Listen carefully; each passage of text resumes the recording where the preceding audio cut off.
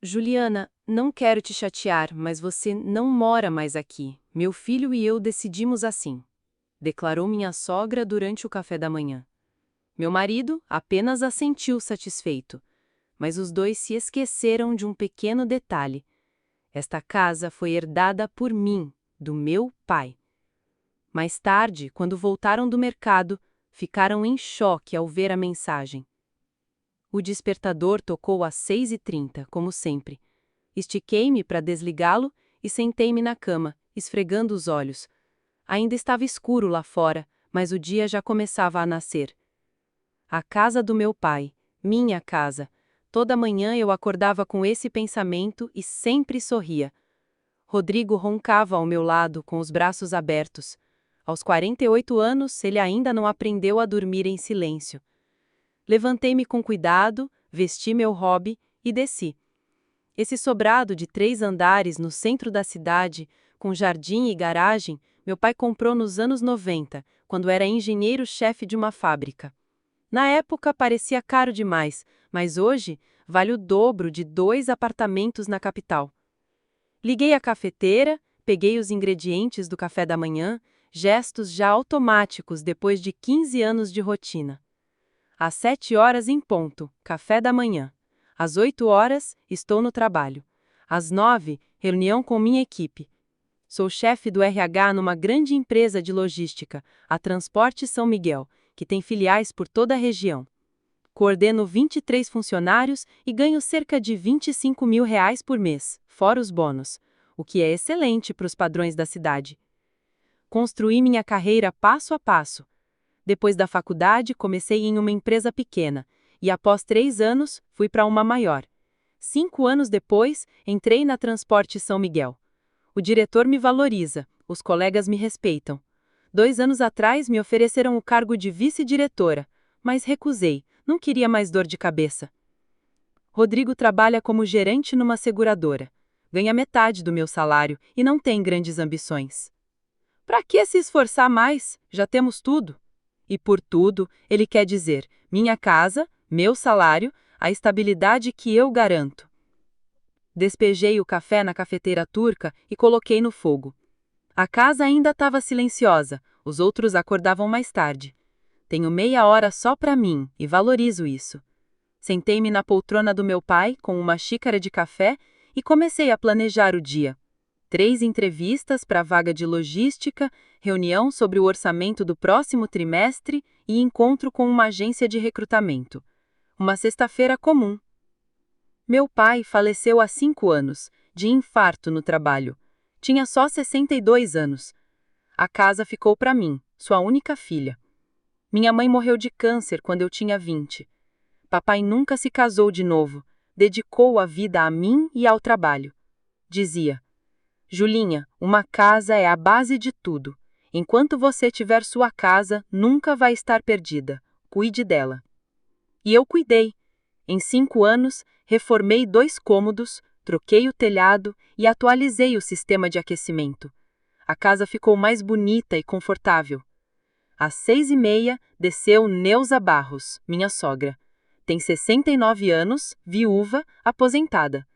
Veio morar conosco temporariamente há 4 anos, depois da morte do marido. Bom dia, disse, servindo chá para ela. Dia, murmurou, sentando-se. De novo levantou tarde. Estou aqui esperando o café há meia hora. Mas meia hora atrás eram 6h30. Eu acordo às 6h30 todos os dias há 15 anos. Não discuti. Ela folheava uma revista, soltando críticas aqui e ali. O pão está duro, tem que comprar fresco. Era pão de ontem, perfeitamente bom. Eu compro alimentos dia sim, dia não, sempre frescos. Na nossa família, só se come pão fresco. Ela adorava esse "na nossa família". Era sempre o argumento para mudar algo na casa. Na nossa família, não usamos cortinas assim. Na nossa família, o almoço é ao meio-dia. Na nossa família, não se assiste TV durante as refeições. Ao longo de 4 anos, foi reformando tudo. Primeiro, trocou as cortinas da sala. As suas são muito chamativas. Depois, mudou os móveis da cozinha. Impossível cozinhar assim. Depois pintou a cerca de amarelo em vez do branco, mais alegre. Sempre pedia permissão. Juliana, você se importa se eu mudar só um pouquinho? Era difícil dizer não. Uma senhora idosa, só querendo conforto, e Rodrigo sempre apoiava. A mamãe entende, tem experiência com casa. Aos poucos a casa foi mudando. Sumiram lembranças do meu pai. Para que guardar tralha? Dizia ela. Apareceram estatuetas, tapetes, flores artificiais. O que mais me incomodou foi o escritório do meu pai. Ela transformou em ateliê de costura.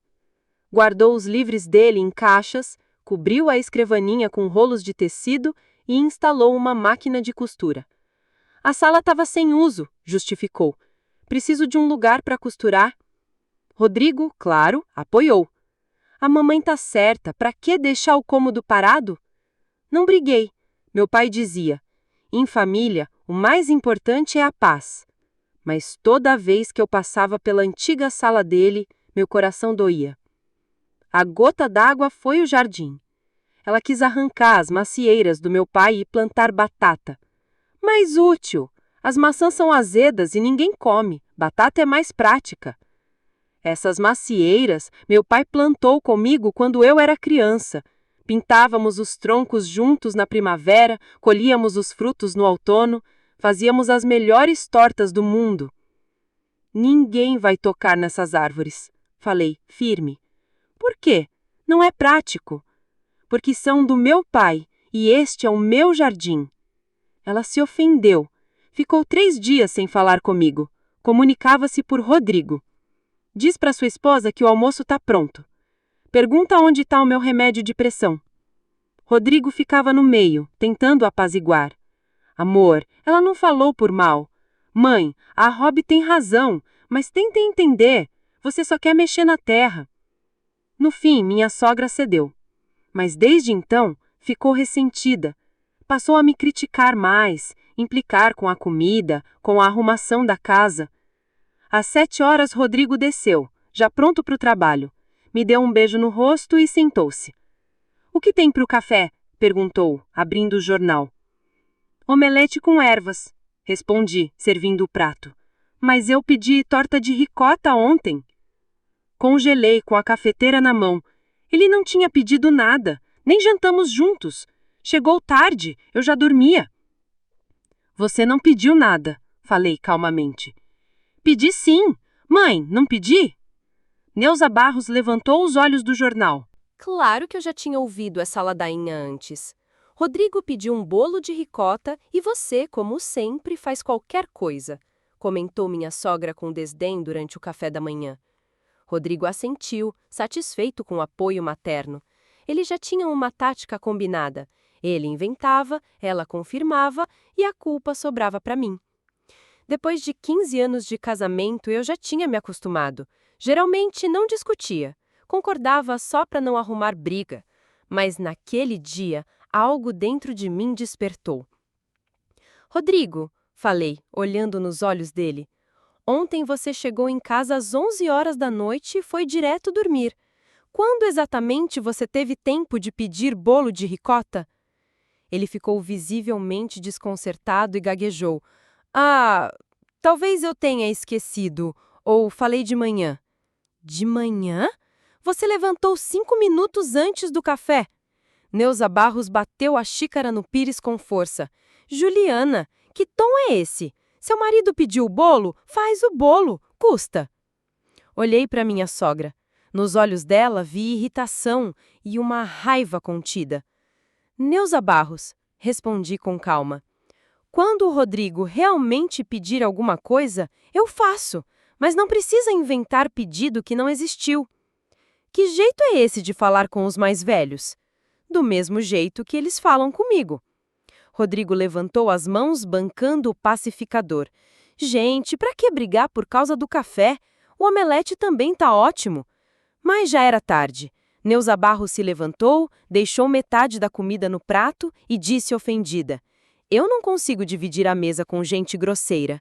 E saiu para o quarto. Rodrigo me olhou com desaprovação. Por que você faz isso com ela? Minha mãe é idosa, vive doente. E por que ela mente? Ela não mente, só se confundiu. Rodrigo, sua mãe ficou acordada até às 11 horas ontem. Se você tivesse pedido algo, ela teria ouvido. A memória dela para lembrar dos meus defeitos é perfeita. Ele terminou o café em silêncio e recolheu os documentos. Tenta entender, Juliana. Para ela também não é fácil. Sempre foi a dona da casa. E agora? Você sabe, você tem um temperamento complicado. Temperamento complicado? Mais um dos clichês que Rodrigo usava quando não conseguia justificar as exigências da mãe. Complicado por quê? Você é muito rígida, não sabe ceder. Não sei ceder? Em 4 anos, cedi metade da casa para sua mãe, aceitei todas as mudanças que ela fez, aguentei críticas e reclamações. O que mais eu precisava ceder? Rodrigo, falei firme, ter princípios não é defeito, é o que mantém a dignidade de uma pessoa. Ele não respondeu, apenas saiu apressado para o trabalho. Fiquei sozinha na cozinha. Lavei a louça, limpei a mesa, revisei a lista de compras. Coisas de sempre. Mas naquele dia, tudo parecia diferente. As palavras dele ecoavam na minha cabeça. Temperamento complicado, não sabe ceder, mãe doente. Antes, essas frases me deixavam insegura, hoje só me davam raiva. Talvez porque, enfim, eu tivesse entendido. O problema não era meu caráter, era o fato de estar tentando me culpar pelos conflitos deles. Às 7h30, eu estava quase saindo para trabalhar quando Neuza Barros voltou na cozinha. Estava com um ar solene, como se fosse fazer um grande anúncio. Juliana, senta. Precisamos conversar. Tenho uma reunião em meia hora. E isso é mais importante, disse, ela sentando-se à mesa e cruzando as mãos no peito. Logo depois, Rodrigo apareceu na porta. Não tinha ido trabalhar. Estava ali o tempo todo, esperando. De que é a conversa? Perguntei sem me sentar. Eu mandei você sentar, disse minha sogra em tom autoritário, igual quando dava bronca no filho. Prefiro ficar de pé. Ela fez um biquinho. Como quiser. Conversamos ontem, eu e Rodrigo, sobre a vida, o futuro. Rodrigo confirmou com um aceno, o rosto tenso. E chegaram a que conclusão? Que está na hora de mudar algumas coisas. Senti meu corpo endurecer. Sempre que ela falava em mudanças, era comigo. Que tipo de mudanças? Nosso relacionamento. Juliana, eu e meu filho vivemos em harmonia. Mas você... Ela procurava as palavras.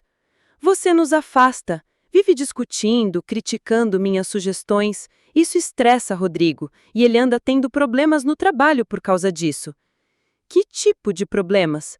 Falta de concentração. Fica pensando nas brigas em casa. Que brigas, Rodrigo? Vocês vivem se estranhando por bobagens. Bobagens? Como arrancar a macieira do meu pai, reformar o escritório dele, pintar a casa de outra cor. Isso para você é bobagem? E o que exatamente vocês estão propondo? Eles trocaram olhares, ele assentiu, dando permissão para ela continuar.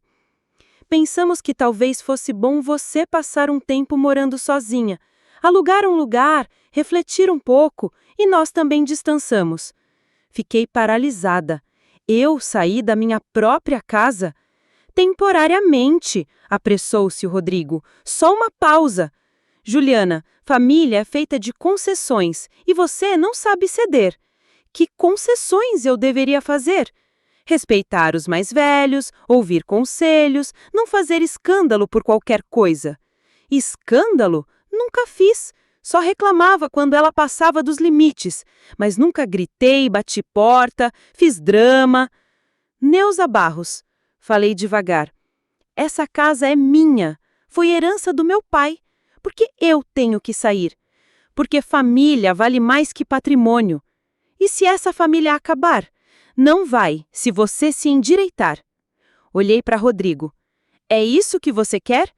É uma decisão nossa, respondeu ele, desviando o olhar. Olha para mim, é o que você quer?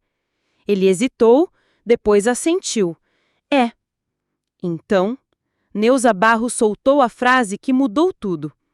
Juliana, não quero te magoar, mas você não mora mais aqui. Eu e meu filho decidimos. Meu marido apenas balançava a cabeça satisfeito. Fiquei alguns segundos em silêncio, minha mente em branco, e então algo virou dentro de mim. Entendi, falei em voz baixa. Neuza parecia esperar choro, escândalo, súplica, mas eu só fiquei ali, parada, olhando os dois, com calma, com clareza. Você não vai reagir? Estranhou o Rodrigo. Não, de verdade. Por dentro, algo estava crescendo, e não era tristeza, era libertação. Não era raiva. Era algo frio e firme. A raiva é quente, impulsiva. Isso era diferente. Era uma decisão clara, definitiva, sem chance de volta. E quando eu devo sair? Perguntei. Não precisa ter pressa, respondeu minha sogra, magnânima. Pode ir arrumando as suas coisas até o fim da semana. Até o fim da semana? Que generosidade! Leve só o essencial: roupas, documentos, o resto a gente vê depois. O resto? A mobília que eu comprei, a louça que eu escolhi, os livros, os quadros, as flores, tudo aquilo que transformava a casa em um lar. Tudo bem, respondi, e ela se iluminou. Isso, minha filha, assim é que se fala. Eu sabia que você era uma mulher sensata. Quando você morar sozinha, vai entender como a família é importante. Rodrigo também ficou mais leve. Ju, não pense que estamos te expulsando. A gente só precisa de um tempo para pensar. Pensar no quê? Em nós, no futuro. Em como construir um relacionamento do jeito certo. Relacionamento certo?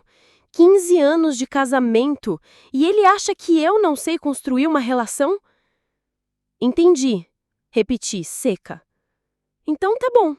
Vai pro trabalho agora, disse minha sogra, me dispensando, e à noite começa a arrumar suas coisas. Peguei minha bolsa, documentos, chave do carro. Fui até a porta. Me virei. Só uma pergunta. Qual? Perguntou Neuza Barros, desconfiada. Vocês lembram de quem é essa casa? Bom, formalmente é sua, mas o Rodrigo está registrado aqui e eu também. Formalmente. Palavra interessante. Murmurei e saí. No caminho para o trabalho, não pensei em nada. Fui só dirigindo pelo trajeto de sempre, ouvindo rádio, observando os pedestres. Na minha cabeça, uma clareza absoluta. Eles esqueceram um pequeno detalhe. A casa é minha. Não formalmente, de verdade. Eu tenho um testamento, escritura, registro no cartório. Ele só tem um nome no cadastro. Cadastro não é propriedade.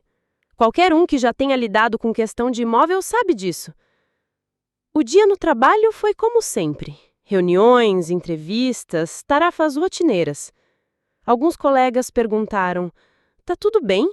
Talvez o meu rosto entregasse. Só tô cansada, respondi. Na hora do almoço, liguei para minha amiga, Camila. Camila, você tem o contato de uma transportadora boa? Tenho. O que aconteceu? Preciso mudar algumas coisas. Que tipo de coisas? Minhas coisas pessoais. Você vai se mudar, Juliana? Não, eu... Silêncio. Você tá falando de um jeito estranho. O que tá acontecendo? Depois eu te explico. Me passa o número. Ela passou. Agradeci. Depois entrei na internet e contratei uma empresa de mudanças. Pedi caixas de papelão de vários tamanhos, fita adesiva, plástico bolha, papel de embrulho. Para que hora é a entrega? Perguntou o atendente. Hoje até às 5 da tarde. Entrega urgente custa mais caro. Não tem problema. Depois, liguei para a transportadora.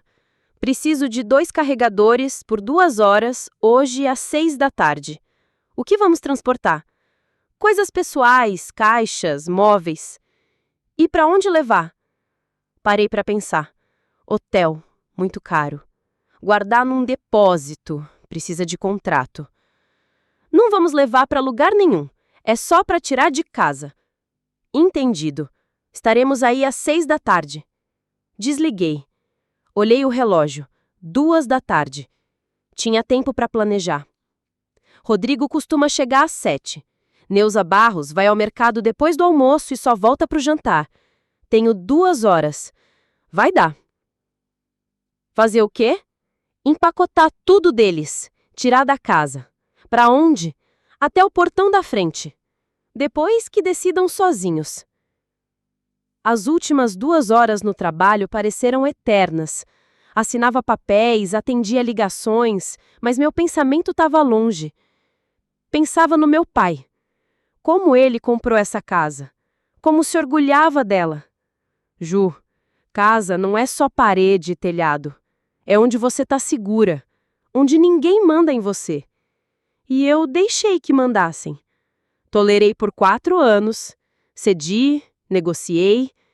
No fim, acharam que podiam me expulsar da minha própria casa. Mas eles erraram. Hoje à noite vão entender isso. Saí do trabalho às 5.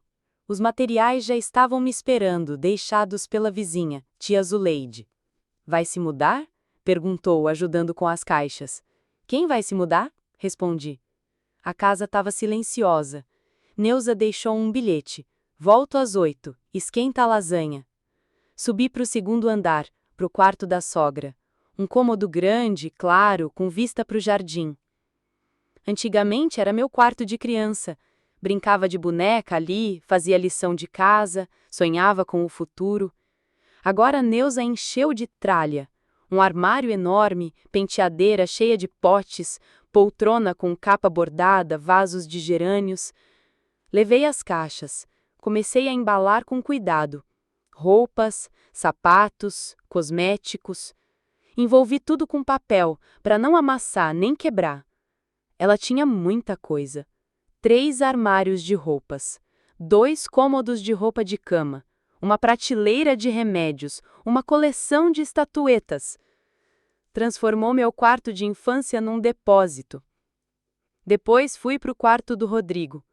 Os ternos, as camisas, as gravatas, o computador que comprou 3 anos atrás, pilha de DVDs, livros de seguros que nunca leu. 15 anos de casamento e quase nada em comum. Cada um comprava suas coisas, seguia seu mundo. Até as fotos estavam separadas em álbuns diferentes. Trabalhei com método, sem emoção. Como no escritório, plano claro, execução direta. Às 6, chegaram os carregadores. 2 rapazes fortes, por volta dos 20 e poucos anos. O que vamos levar? Perguntou o mais velho, enxugando suor. Essas caixas e os móveis desse quarto aqui. Apontei para o quarto da sogra. Deixar onde? Lá no portão, com cuidado. Começaram o trabalho, rápidos, profissionais. Levaram as caixas, depois os móveis, armário, cômoda, poltrona, penteadeira. Fui orientando. Cuidado com isso, devagar com aquilo. Em 1 hora e meia, o quarto estava vazio. Depois levaram as coisas do Rodrigo. Também essa cama? Perguntou um. Só as coisas dele. A cama deixa. Mas como saber o que é só dele? Boa pergunta. A cama compramos juntos. O armário também. A cômoda era da avó dele. Levem a cômoda e a mesinha da direita. Deixei para ele só o que era meu ou já estava na casa antes do nosso casamento. É tudo? Perguntou o rapaz, encerrando. É, obrigada. Paguei os 2 e os acompanhei até o portão. Agora, ali na entrada, havia uma pilha impressionante de coisas. Caixas, móveis. A vida deles, do lado de fora da casa. Até os vasos de plantas do quarto da sogra tinham sido retirados. A casa estava mergulhada num silêncio que chegava a zimbir nos ouvidos. Pela primeira vez em 4 anos, havia uma verdadeira paz ali. Ninguém mais caminhava com passos pesados no andar de cima. Ninguém mais ligava a TV no volume máximo. Minha casa. A casa do meu pai. Finalmente. Subi para o quarto que antes era da sogra. Tava vazio, claro. Já podia imaginar, talvez, um escritório ou uma biblioteca. Poderia devolver os livros do meu pai ao lugar de onde nunca deviam ter saído. Sentei no parapeito da janela e olhei para o jardim. As macieiras, aquelas que a Neuza Barros queria arrancar, estavam ali. Eram as macieiras que meu pai plantou para mim. Às 7h30, ouvi vozes do lado de fora do portão. Vozes altas, nervosas. "O que é isso? Por que nossas coisas estão aqui? Neuzinha, essa é sua cômoda. E a minha máquina de costura. Rô, o que está acontecendo?" Eles pareciam ter esquecido que essa casa era minha, deixada por meu pai. Quando voltaram do mercado no fim da tarde e viram os pertences deles empilhados na porta, ficaram boquiabertos. As chaves estavam na fechadura, a porta escancarada. Neuza Barros e Rodrigo entraram com sacolas de supermercado nas mãos, o rosto atordoado, assustado. "Juliana, o que você fez?" Desci calmamente a escada e parei no último degrau. Olhei para eles, de cima para baixo. "Apenas realizei o desejo de vocês", disse com voz firme. "Que desejo?" perguntou Rodrigo, deixando as sacolas caírem, sem entender. "Vocês disseram que eu não moro mais aqui, então agora vocês também não." "Como assim? Nós também?" A voz da sogra tremia de indignação. "Simples. Essa casa é minha. Meu pai me deixou em testamento. Eu tenho todos os documentos. E vocês são hóspedes. Hóspedes que não foram convidados." Neuza Barros empalideceu e depois ficou vermelha. Você não tem esse direito. Meu filho está registrado aqui." "Estar registrado não dá direito à propriedade", respondi serena. "Amanhã mesmo dou entrada na solicitação para cancelar a residência dele." "Mas nós somos família." "Até de manhã éramos, mas vocês decidiram que família é só vocês dois." Rodrigo afundou na soleira da porta, as mãos na cabeça. "Juliana, isso não tá certo." "Está sim. Vocês queriam viver sem mim. Pronto, conseguiram." "Mas e agora? Vamos para onde?" gemeu meu ainda marido. "Problema de vocês. Tem 1 hora para juntar o que eu posso ter esquecido." Dei as costas e fui para a cozinha. Atrás de mim só se ouviam protestos, mas eu já não me importava. Pouco depois, eles invadiram a cozinha. Neuza vermelha de raiva, Rodrigo um trapo humano. "Isso é um absurdo", disse minha sogra. "Você não pode nos expulsar assim."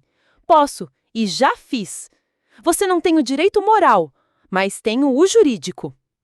Peguei uma pasta da gaveta. Coloquei os documentos sobre a mesa. O testamento, a escritura, a certidão de propriedade, o extrato do cartório. Leiam, proprietária, Juliana Martins da Silva. Sou eu. Rodrigo pegou o testamento com as mãos trêmulas. "Mas eu sou seu marido." "Ainda é. Amanhã mesmo peço o divórcio." "Como assim divórcio?" engasgou a sogra. "É um procedimento comum no cartório." "Neuza, levou a mão ao peito. Minha pressão tá subindo." "Toma um comprimido. Tá no armário do banheiro onde você mesma guardava faz 4 anos." Ela correu para procurar. Rodrigo ficou, encarando os papéis como um zumbi. "Juliana, a gente pode conversar? Chegar a um acordo?" "Que tipo de acordo?" "Viver juntos, mas cada um com seu espaço." "Eu já tenho o meu espaço, a casa inteira." "Mas a gente ainda se ama." Olhei para ele. Aquele rosto fraco, sempre dependente do olhar da mãe para qualquer coisa. "Rodrigo, me diga, quando foi a última vez que você tomou uma decisão sozinho?" "Como assim?" "Sem perguntar para sua mãe." Ele pensou, depois deu os ombros, confuso. "A gente sempre decide junto, isso é o certo." "Junto seria eu e você, mas no nosso caso, junto é você e sua mãe." Neuza voltou mais calma. "Juliana, vamos conversar como adultos. Somos todos pessoas de bem." "Estamos conversando, e não somos inimigas. Só não combinamos como pessoas. Seu jeito não combina comigo." "Mas você vai mesmo expulsar uma mulher idosa?" "Não vou expulsar. Vocês podem alugar uma casa." "Com o quê? Eu recebo uma pensão de R$ 4.000. Rodrigo ganha 12.500. Como vamos viver?" Rodrigo levantou indignado. Isso é uma miséria! Sempre vivemos com conforto! Com o meu conforto. Agora, vivam com o de vocês. Neuza tentou uma última cartada.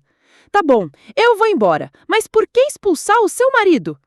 Ele foi meu marido até esta manhã. Mas por quê? O que ele te fez? Eu fui até a janela. No jardim, as macieiras do meu pai estavam em flor, pétalas brancas douradas pelo sol poente. Casei com um homem. Acabei vivendo com o filhinho da mamãe. Rodrigo é um bom menino, mas já tem 48 anos. Tá na hora de deixar de ser menino. Ele tentou protestar. Eu trabalho, ganho dinheiro. Ganha a metade do que eu ganho e gasta mais do que deveria. Mas eu tento.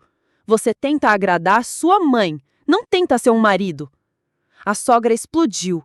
Então é por mágoas bobas que você vai destruir a família? A família vocês destruíram de manhã, quando disseram que eu era um estorvo. Vamos entrar com um processo. Rodrigo tem direitos. Que direitos? Mora aqui há 15 anos, mas só está registrado. O registro é cancelado se o dono quiser. Amanhã mesmo dou entrada na papelada. Vamos contratar um advogado. Vamos provar que você não tem motivo para nos expulsar. Que motivo eu preciso para decidir o que fazer na minha própria casa? Rodrigo segurou meu braço. Juliana, espera, vamos chamar o meu irmão. Ele conversa com você, vai te mostrar que família. A família acabou às 7h30 da manhã. Vi pela janela quando Neuza Barros saiu correndo pela rua. Começou a falar com os vizinhos, gesticulando muito. A primeira a reagir foi a tia Zuleide, da casa do lado. As duas conversaram em sussurros por muito tempo no portão. O que a mamãe está fazendo? Perguntou Rodrigo preocupado. Procurando aliados. 10 minutos depois, tia Zuleide bateu na porta. Entrou com o rosto tenso. Ju, o que está acontecendo? A Neuza Barros está dizendo umas coisas. Que coisas? Que você está botando eles na rua. Literalmente. Não na rua. Fora da minha casa. Mas eles são família. Eles não acham isso. Como assim? Pergunta para eles. Hoje de manhã me disseram que eu lá era um estorvo. Ah, mas eles devem ter falado no calor do momento. Acontece nas famílias. Sim. E agora que fiquem em outra casa e esquentem lá. Ju, não faz isso. A Neuza Barros é uma senhora idosa. Foi uma senhora idosa por 4 anos, na minha casa. Já deu. Tia Zuleide ainda tentou insistir, mas era inútil. Passei meia hora explicando sobre deveres familiares, sobre misericórdia cristã, sobre como os vizinhos iam julgar. Eu ouvia educadamente, mas firme. Zuleide Santos, esta é minha casa e minha decisão. Mas pense na sua reputação, insistia ela. Que reputação? As pessoas vão falar que você é sem coração. Que falem o que quiserem. Tia Zuleide saiu de mãos vazias. Neuza Barros logo correu até ela para saber como tinham ido as conversas. Depois, a sogra foi falar com mais 3 vizinhos, mas ninguém quis se meter em assuntos da família. Mãe, o que você está fazendo? Perguntou Rodrigo quando ela voltou. Buscando apoio. Não é possível que toda a rua fique em silêncio diante de uma injustiça. Que injustiça? Você está vendo? Ela está nos expulsando. Mas a casa é dela. Que casa? Essa é a nossa casa, a gente morava aqui e investia nela. Investia? Em que exatamente? Neuza Barros morou 4 anos às minhas custas e Rodrigo, nos últimos 3 anos, ganhava menos do que gastava para manter suas coisas. À noite, o irmão de Rodrigo, Marcelo, um advogado bem-sucedido que sempre se achou mais esperto que todo mundo, chegou. Juliana, explica o que está acontecendo, exigiu ele sem nem cumprimentar. Aconteceu o que seu irmão e sua mãe queriam. Eles queriam me expulsar da casa. Foi isso que me disseram. Marcelo olhou para o irmão. Rodrigo, você está completamente cego. Entende o que está perdendo? Tentei explicar, Irá, começou Rodrigo, mas Marcelo não deixou. Não tentou, explicou direito. Que diabos vocês decidiram? Expulsar ela? Rodrigo começou a gaguejar, falando de conflitos, da saúde da mãe, da necessidade de uma pausa no relacionamento. Idiota, resumiu Marcelo. Um completo idiota. Expulsar a esposa da casa dela. Mas a mãe disse: Mãe é burra, e você é um burro ainda maior. Neuza Barros ficou indignada. Marcelo, como você fala com sua mãe desse jeito? Como alguém que destruiu a família? Eu queria um melhor, mas saiu como sempre, respondeu ele. Marcelo se voltou para mim. Juliana, vamos tentar achar uma solução. Você entende que o divórcio é sério?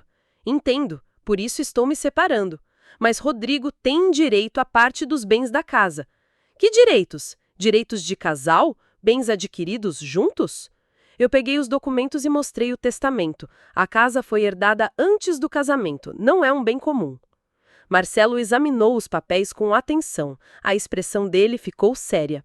Realmente, está tudo em ordem aqui. Mas Rodrigo investiu na reforma e nos móveis? Com o meu dinheiro e como o seu, respondi. Eu ganho mais, e nos últimos 3 anos, todas as despesas grandes saíram do meu orçamento. Mas Rodrigo também tem renda, R$ 12.500 por mês, e só o condomínio da casa custa R$ 15.000? Marcelo ficou pensativo, calculando mentalmente e avaliando opções. Será que tem algum outro documento, um empréstimo, por exemplo? Que empréstimos? Para a reforma, para os móveis? Rodrigo ficou pálido. Marcelo, não precisa... Eu fiquei alerta. Rodrigo, conta para ela sobre os empréstimos. Que empréstimos? O homem olhou para o chão, em silêncio. Rodrigo, do que você está falando? Eu peguei um dinheiro, só um pouco. Quanto e para quê? R$ 200.000 para o carro, com garantia. Com garantia de quê? Ele engoliu seco. Com garantia da casa. Senti um frio no peito. A casa é minha, mas eu estou registrada nela. O banco aceitou. Peguei o telefone e liguei para o banco onde temos contas. Esperei a atendente. Olá, gostaria de informações sobre empréstimos com garantia imobiliária no endereço... 1 minuto. Sim, tenho um empréstimo registrado em nome de Rodrigo Barros. E eu, como proprietária, fui avisada? Não houve nenhuma notificação. Isso é ilegal. Vou procurar a agência com documentos para resolver. Desliguei e olhei para o marido. Você fez um empréstimo com garantia da minha casa sem o meu consentimento? Achei que você não se importaria, era só R$ 100.000 para o carro e eu ia contar para você. Quando? Quando o banco começar a tomar a casa por causa da dívida? Marcelo tentou intervir. Juliana, isso tem solução. Dá para transferir o empréstimo para outra pessoa. Ele ganha 12.500, a parcela é 5.000. Dá para passar para o seu nome. Para eu pagar o carro que ele comprou sem o meu consentimento? Mas a gente é família. Ainda não, enquanto resolvemos o empréstimo. O telefone do Rodrigo tocou. Ele olhou nervoso para a tela e recusou a chamada. Tocou de novo. Atende, mandei. Não é importante. Atende, eu disse. Ele atendeu relutante. Alô? Estou em casa? Não posso falar agora, depois eu ligo. Cortou a ligação, mas eu já tinha entendido tudo pelo tom. Homem falando com amante, não tem como confundir. Quem era? Colega do trabalho? Não, ele mentiu. O telefone tocou uma 3ª vez. Eu peguei rápido e atendi. Alô, Rodrigo? Uma voz feminina respondeu surpresa. Quem é? Sou a esposa do Rodrigo. Pausa. Depois, desligaram. Olhei para o marido. Apresenta para sua colega. Juliana, não é o que você pensa. Então o que é? Só uma amiga. Amiga que liga às 9h30 da noite e se espanta que eu atenda o seu telefone? Rodrigo baixou a cabeça. Neuza Barros ficou indignada. Que desconfiança é essa? Meu filho é um homem decente. Rodrigo, responde uma pergunta simples. Você tem amante? Silêncio. Tenho, ele falou baixo. Neuza Barros arfou. Como pode? Já tem meio ano, é sério. Ela sabe que você é casado? E o que planejam? Nada, só estamos nos encontrando. Marcelo balançou a cabeça. Rodrigo, você perdeu a cabeça. Expulsa a esposa e arruma amantes. Não foi por querer, aconteceu. Sentei na cadeira sentindo um estranho alívio. Finalmente tudo fazia sentido. O meu marido quer se livrar da família não por causa da mãe, mas por causa de outra mulher. Como ela se chama? Camila. Camila quem? Camila Souza, 32 anos, trabalha na nossa empresa como contadora. Tudo faz sentido. Caso no escritório com uma funcionária jovem, clássico. E o que ela acha da situação atual? Não sabe ainda, vai descobrir amanhã. Enquanto discutíamos, Neuza Barros desapareceu. Voltou 1 hora depois com um sorriso satisfeito. E então, Julinha, conversou com os vizinhos? Eles estão dispostos a depor no tribunal. Que depoimentos? Que você é instável, agressiva, destrói a família. Por quanto dinheiro aceitaram mentir? Isso eles não contaram. Fiquei indignada. Ninguém me comprou. As pessoas veem o que está acontecendo. A própria Zuleide Santos, por exemplo. A Zuleide entende a situação. Entende o quê? Que não se pode jogar parentes na rua? Saí até a varanda e gritei por cima da cerca. Zuleide Santos! Tia Zuleide apareceu na janela. Pode vir aqui um instante? Ela saiu até o portão, com um rosto meio envergonhado. Neuza Barros disse que você está disposta a testemunhar contra mim no tribunal. É verdade? Se for necessário. E quanto ela te pagou? Ninguém me pagou nada. E o que prometeu? Tia Zuleide hesitou antes de responder. Disse que ia consertar minha cerca. Com que dinheiro? O filho dela ganha R$ 12.500 por mês. O conserto custa 15 mil. De onde viriam os recursos? A vizinha ficou confusa. Não sei. Ela disse que ia dar um jeito. Zuleide Santos, você está disposta a mentir sob juramento em troca de uma cerca nova? Não vou mentir. E o que vai dizer, então, no tribunal? A verdade. Que verdade? Que eu expulsei da minha casa pessoas que decidiram, por conta própria, me expulsarem da minha própria casa? Tia Zuleide ficou totalmente sem jeito. Ju, não quero me meter nos seus assuntos. Então não se meta. Ela se virou e foi embora rapidamente. Neuza Barros assistia à cena horrorizada, vendo seus planos desmoronarem. O que você fez? A Zuleide ia nos ajudar. Ajudar a enganar o tribunal? Não enganar, dizer a verdade. Que verdade? Que eu sou uma esposa ruim? Uma nora ingrata? Bem, nisso tem um fundo de verdade. Eu realmente sou uma péssima nora. Não sei bajular sogra. Às 10 da noite, ficou claro que a negociação tinha chegado a um impasse. Rodrigo e Neuza Barros ainda não entendiam o que tinha acontecido. Marcelo tentava achar alguma brecha jurídica, sem sucesso. Tudo bem, disse eu, levantando da cadeira. Já que não chegamos a um acordo, vou seguir com os procedimentos formais. Que procedimentos? Se alarmou Marcelo. Amanhã mesmo vou entrar com o pedido de divórcio. Espera, pediu Rodrigo. Vamos conversar de novo, com calma. Não tem mais o que conversar. Mas ainda podemos tentar um recomeço. Podem, só que sem mim. Neuza Barros começou a chorar. Você está destruindo a família. Quem destruiu foram vocês, hoje de manhã. Eu só estou oficializando. Mas a gente não queria um divórcio. Só achamos que você podia viver num cantinho e ser grata por isso. Queriam paz no lar. E conseguiram. No meu lar, agora há paz. Rodrigo tentou se aproximar. Ju, nos dá uma chance. A gente conversa com a mamãe, explica. Já é tarde para conversa. Mas ainda dá tempo de consertar. Tem palavras que não se pode desfalar. Na manhã seguinte, fui ao cartório e protocolei o pedido de divórcio. A funcionária examinou os documentos com atenção. Tem filhos menores em comum? Não. Litígio sobre bens? Não. A casa é minha, herdada do meu pai. O cônjuge concorda com o divórcio? Vai concordar. Então volte daqui a um mês para pegar o documento. Um mês. 30 dias até a liberdade definitiva. Depois, passei no CRAS e solicitei a retirada de Rodrigo e Neuza Barros do registro da casa. Motivo: fim do direito de uso do imóvel. Os moradores foram avisados? Serão ainda hoje. O pedido será analisado em até 30 dias úteis. O telefone tocou o dia inteiro no trabalho. Rodrigo ligava a cada hora, implorando para conversarmos. Neuza Barros também ligava, chorava, me chamava de cruel. Eu respondia breve. Decisão tomada, não há o que discutir. Cheguei tarde, por propósito, em casa. Queria evitar qualquer encontro. O portão estava vazio. As coisas deles tinham sumido. Provavelmente levaram tudo embora. Dentro da casa, silêncio. Pela primeira vez em 4 anos, um silêncio completo, abençoado. Andei pelos cômodos, o quarto do andar de cima, onde Neuza dormia, agora vazio.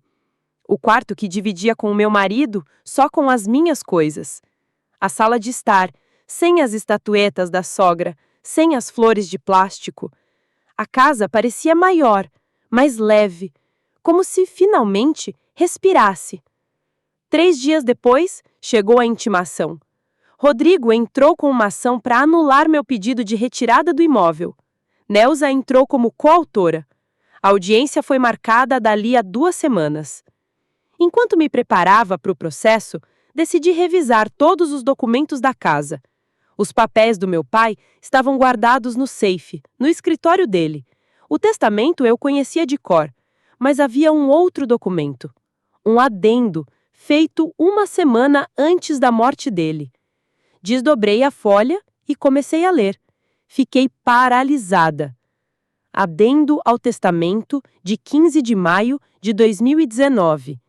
Eu, Antônio Martins da Silva, acrescento ao meu testamento a seguinte condição.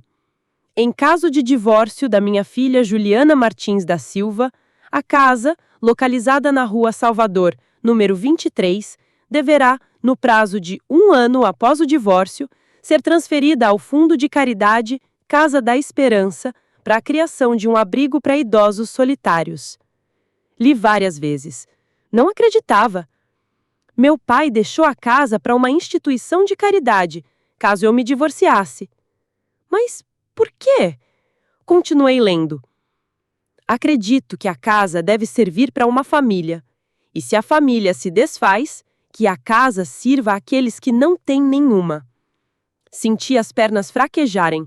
Sentei na poltrona do meu pai, segurando o papel. Então, se eu me divorciar de Rodrigo, em 1 ano ficarei sem casa. Mas por que meu pai nunca me falou dessa cláusula? Por que esconder? Talvez ele acreditasse que meu maritamento fosse durar, ou queria que eu pensasse com muito cuidado antes de tomar essa decisão. No final do documento, mais uma cláusula. Esta condição só entra em vigor com o divórcio formalizado. A separação de fato não será considerada como base para a transferência do imóvel. Ou seja, se eu não oficializar o divórcio, continuo com a casa. Mas Rodrigo ainda será legalmente meu marido. Fiquei ali na poltrona do meu pai até tarde na noite, pensando. De manhã, já tinha uma decisão tomada. Meu pai queria que a casa servisse para uma família, mas ele jamais poderia imaginar o tipo de família que eu teria. Se eu tiver que escolher entre a casa e a liberdade, eu escolho a liberdade. No dia seguinte, decidi buscar mais informações sobre a organização beneficente Casa da Esperança. Encontrei o site deles na internet e li as informações. O fundo realmente ajudava idosos que moravam sozinhos, criava abrigos e organizava um serviço de cuidado domiciliar. A responsável pelo fundo era uma senhora idosa que não tinha filhos. Liguei para o escritório do fundo e pedi uma reunião com um advogado. Queria saber se eles tinham conhecimento do testamento do meu pai. Claro que sabemos, respondeu uma voz masculina. Antônio Martins veio até nós pessoalmente para discutir os detalhes. Meu nome é Arthur Moreira, represento os interesses do fundo. Posso me encontrar com você em qualquer horário que for conveniente. Marcamos um encontro em um café perto da minha casa. Arthur Moreira era um homem de uns 50 anos, cabelos grisalhos e olhos inteligentes. Vestia-se de forma sóbria, sem excessos. Seu pai foi um homem muito sábio, disse ele, enquanto pedia um café. Ele ficou um tempo pensando sobre as condições do testamento. Por que ele não me contou sobre esse adendo? Falou que não queria influenciar as decisões da sua família. Se o casamento for forte, você nunca vai saber sobre essa condição. Se não for, então a casa realmente é mais necessária para quem não tem família. E se eu desistir da ideia do divórcio? Isso é seu direito. As condições só valem no caso de um divórcio oficial. Fiquei pensativa. Diga a verdade. Você quer que eu me divorcie? Arthur balançou a cabeça. Pessoalmente, não. Para o fundo, essa casa seria muito útil, mas desejar infelicidade na vida pessoal das pessoas não é ético. E se eu continuar casada formalmente, mas morar separada, isso é permitido pelo testamento? Sim, desde que não haja divórcio oficial. Conversamos por 2 horas. Arthur contou sobre o trabalho do fundo e as pessoas que eles ajudam. Descobri que ele mesmo é divorciado e cria uma filha adolescente. Você não se arrepende do divórcio? Perguntei. Não. Melhor viver sozinho do que em um casamento ruim, mesmo que custe caro. A liberdade sempre custa caro, mas vale a pena. Na despedida, Arthur disse: Juliana Martins da Silva, qualquer decisão que você tomar será certa, porque será a sua escolha. À noite, sentei no escritório do meu pai relendo o testamento, com pensamentos confusos. De um lado, posso não oficializar o divórcio. Rodrigo vai morar separado e eu vou continuar legalmente casada e morando na casa, mas na prática seremos livres. Por outro lado, esse cenário deixa brechas. Rodrigo pode reivindicar a casa a qualquer momento, trazer a mãe dele e eu não poderia fazer nada. Além disso, o divórcio oficial representa a liberdade psicológica, a chance de construir uma nova vida sem olhar para trás. O telefone tocou. Era Rodrigo. Julinha, preciso te contar uma coisa. Me mudei para a casa da Camila. Parabéns. Mas isso não significa que não quero salvar nosso casamento? Rodrigo, você tá morando com a amante e fala em salvar o casamento? Isso é temporário até a gente se acertar. Não vamos nos acertar. Julinha, pensa bem. Você ama essa casa, certo? Será que ele sabe algo sobre o testamento? Por que você lembrou da casa? Minha mãe falou que seu pai tinha algumas condições especiais. Quais condições? Não sei direito, algo sobre divórcio. Então Neuza Barros sabe ou suspeita de algo. Se não, por que Rodrigo teria lembrado da casa justamente agora? Uma semana depois do pedido de divórcio, Rodrigo e Neuza Barros vieram à minha casa. Pareciam cansados, abatidos. Queremos conversar, disse Rodrigo. Podem falar. Querem entrar? Não, falamos aqui mesmo. Neuza Barros deu um passo à frente. Juliana, entendemos que estávamos errados. Em que é exatamente? Em querer te expulsar daqui. Isso foi tolice. Vocês finalmente disseram o que pensavam o tempo todo. Pensávamos que você era uma intrusida. Rodrigo tentou explicar. Julinha, só queríamos um tempo separados, não para sempre. Agora vocês vão morar separados para sempre. Mas é possível consertar tudo. Não. Algumas coisas não têm conserto. Neuza Barros começou a chorar. Estou doente, tenho hipertensão e diabetes, preciso de cuidados. Contrate uma enfermeira. Mas não temos dinheiro. Venda o carro que Rodrigo comprou com empréstimo. O carro é para o trabalho. Então trabalhem mais. Rodrigo, de repente, se ajoelhou na varanda. Julinha, me perdoa! Entendi o que fiz. Perdoar? Nunca é tarde. Vou terminar com Camila, expulsar minha mãe e só quero viver com você. Rodrigo, levanta. Não se humilhe. Eu estou disposto a tudo. Eu não estou disposta a nada. Neuza Barros parou de chorar e olhou para mim com raiva. Sabe, querida, ainda veremos quem vai se sair pior nessa história. O que quer dizer? Que seu papai tinha seus segredinhos. Segredinhos? Vou descobrir em breve. Rodrigo, puxa a mãe pelo braço. Mãe, não precisa disso.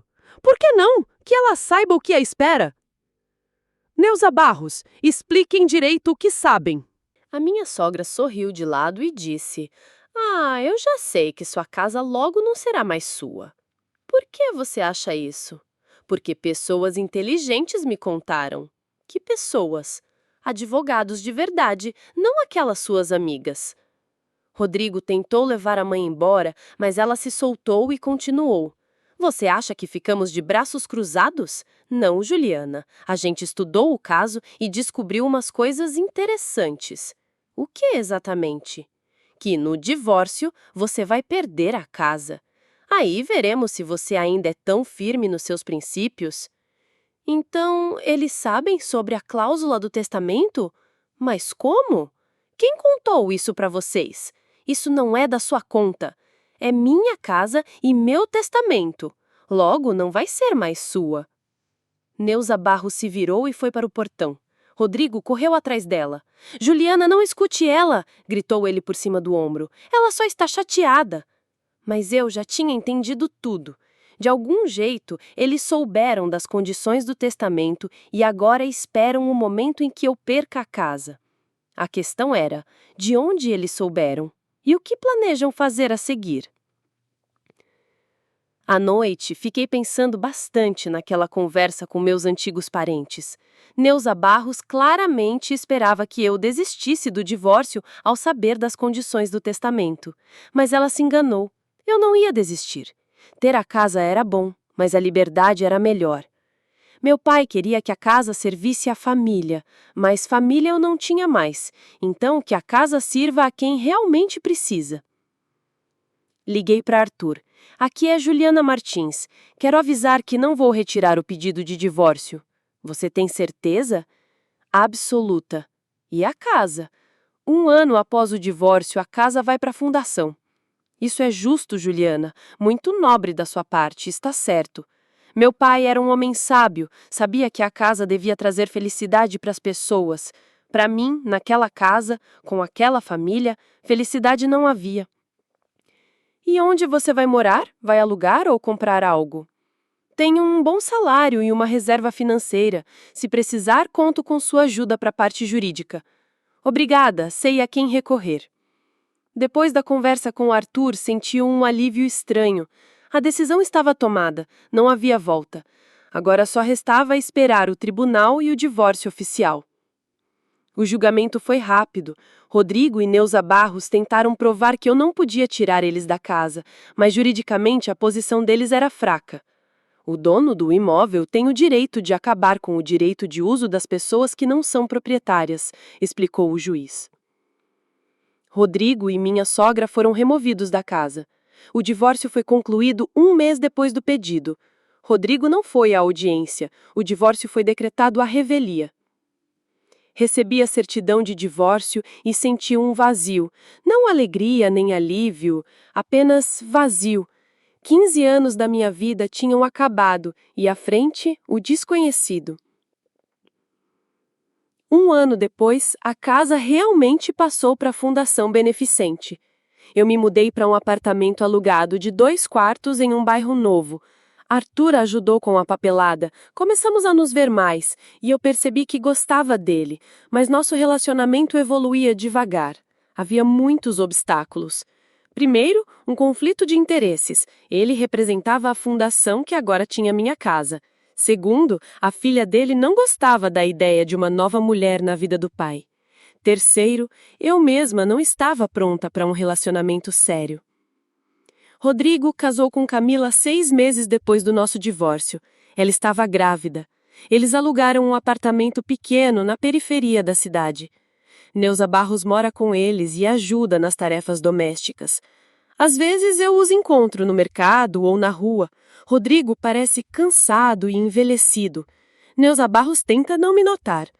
Camila é uma garota comum, nada especial. Eles não parecem felizes, mas isso não é mais meu problema. Minha casa virou um abrigo para idosos solitários. Moram lá 10 vovôs e vovós que não têm para onde ir. Cuidam deles enfermeiras, médicos, cuidadores. Às vezes passo pela rua, olho para janelas familiares. No quarto do meu pai agora mora um senhor de 80 anos, ex-professor.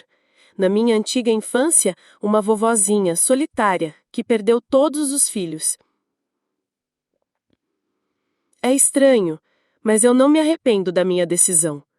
A casa serve às pessoas, como meu pai queria, e eu vivo a minha vida, do jeito que sempre quis. A vida, no entanto, não foi tão brilhante quanto eu esperava. Trabalho, aluguel, encontros raros com Arthur, nenhuma mudança radical, nenhum novo horizonte, só uma vida tranquila, sem brigas nem humilhações. Isso também é uma forma de felicidade. Há um ano, me ofereceram uma promoção, ser vice-diretora da empresa Transporte São Miguel. Aceitei. O trabalho aumentou, o salário também. Agora posso comprar meu próprio apartamento, mas não tenho pressa. Morar de aluguel me dá liberdade. Posso mudar de casa quando quiser, trocar o ambiente, começar um novo capítulo. Liberdade. Foi isso que escolhi no dia em que Neuza Barros me disse que eu não morava mais na casa. A liberdade não foi tão doce quanto eu imaginei, mas é verdadeira, e isso é o que importa. Recentemente, Arthur confessou que há muito tempo queria me convidar para morarmos juntos, mas entende que pareceria antiético. O homem por quem eu perdi a casa me oferece uma nova vida. Eu disse que ia pensar, e de fato penso. Será que chegou a hora de começar um novo capítulo? Ou será que eu devo esperar um pouco mais? Tenho tempo para decidir. Pela primeira vez na vida, tenho tempo para decidir tudo sozinha, sem me preocupar com as opiniões e vontades dos outros. Isso também é uma forma de felicidade, não brilhante, não barulhenta, mas minha.